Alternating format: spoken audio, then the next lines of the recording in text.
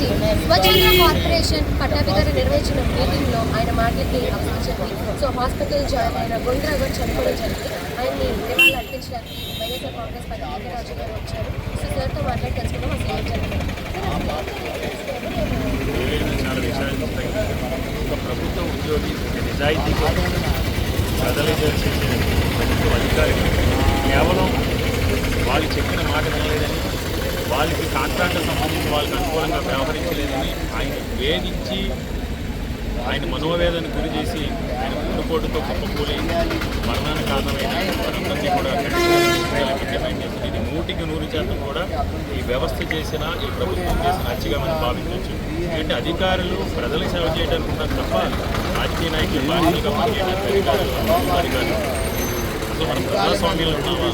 ఈ రాజ్యాంగంలో ప్రజాస్వామ్యం కల్పించిన హక్కులని చాలా రాష్ట్రం చాలా ఇదేదో రాచరికం అనుకుని, ప్రజాస్వామ్యం కాదనుకుని, ఈ అధికారం శాశ్వతం అనుకుని వాళ్ళకి అనుకూలంగా ఎవరు లేకపోతే ఆ విధంగా వేదనుకుంటే ఇదే మొదటిసారి కాదు. మొన్న ఆదిలాబాద్లో కూడా ఇదే విశాఖపట్నంలో ఆదిలాబాద్లో కూడా సచివాలయంలో కూడా ఇదే విధంగా చెప్పుకోవడం జరిగింది.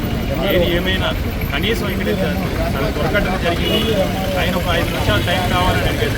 5 నిమిషాలు అది కూడా ఇవ్వకుండా వేదన తీర్చేయడంతో పాటు సరైన సమయానికి వైద్యం కూడా అందించలేని దీన స్థితిలో ఈ ప్రభుత్వ వ్యవస్థ ఉంది. ఈ ప్రభుత్వ పెద్దలుండి అక్కడ ప్రభుత్వ పెద్దలుండి అంబులెన్స్ కూడా అరేంజ్ చేయలేని పరిస్థితిలో ప్రభుత్వ ఉద్యోగి, ప్రభుత్వ ఉన్నత అధికారికి గుండెపోటు వచ్చి వాళ్ళు వేధింపులు గురయ్యి కుప్ప కూలిపోతే సమయానికి అంబులెన్స్ కూడా అరేంజ్ చేయలేని దీన స్థితిలో ఈ రాష్ట్ర ప్రభుత్వం పూర్తిగా ప్రభుత్వ హత్యగానే భావించవచ్చు. ఏదేమైనా ఆ మనిషి లేని లోటుని మనం తీసుకురాలేం. ఆ కుటుంబ సభ్యులకి ప్రగాఢ సానుభూతిని తెలియజేస్తున్నాం. ఎందుకంటే మంచి పిల్లలు, మంచి భవిష్యత్తు ఉన్న పిల్లలు వాళ్ళ కుటుంబాన్ని ఈరోజు విచ్ఛిన్నం చేసింది ప్రభుత్వం.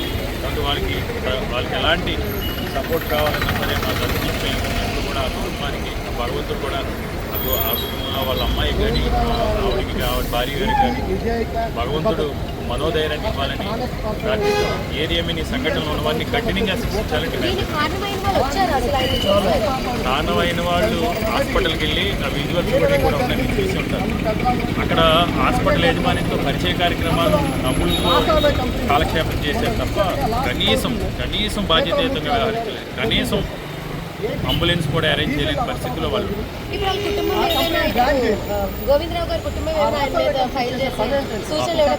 షాక్లో ఉన్నారు.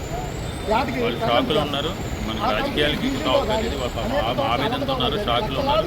తప్పకుండా ఎందుకంటే వాళ్ళ అబ్బాయి అమెరికాలో ఉన్నారు. వచ్చిన తర్వాత వాళ్ళకి ఎలాంటి వాళ్ళు ఏ నిర్ణయం తీసుకున్నా దానికి మేము రాజకీయాలకు అతీతంగా సో చూస్తున్నారు కదా, కూటమి అవయంలో ఒక జీవీఎంసీ ఎంప్లాయ్ మరణించడం జరిగిందని చెప్పడం జరుగుతుంది.